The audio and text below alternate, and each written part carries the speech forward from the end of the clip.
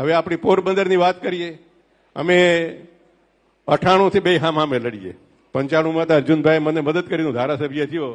એમાં આ બધા લોકોએ જે મહેનત કરી, તમે બધા એમાં હતા સાથે. હમણાં આપણે જે 24ની ચૂંટણી ગઈ લોકસભાની, અર્જુનભાઈ ભાજપમાં આવીને પછી ધારાસભા લડતા હતા અને મનસુખભાઈ આપણા લોકસભા લડતા હતા. આપણે 1,87,000ની 1,87,000 સાથે અર્જુનભાઈને જીતાડ્યા. એ જ રીતે તમારે મનસુખભાઈને જીતાડ્યા.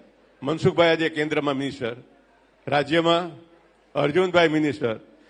તો આ જે પરિસ્થિતિ નિર્માણ થઈ, કેન્દ્રમાં મનસુખભાઈ, અહીંયા અર્જુનભાઈ, હવે એનો કઈ રીતે લાભ લેવો એ તમારા માથે છે. તમારે એનો લાભ લેવો કે આપણે જે પરિસ્થિતિમાં પેલા જે જીવતા હતા ટાંગા ખેંચવાનું, એ ટાંગા ખેંચવા.